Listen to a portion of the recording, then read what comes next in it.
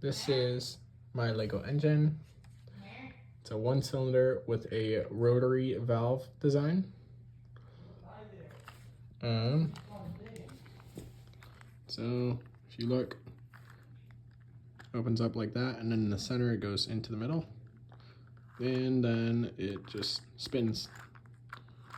And I just got it to work.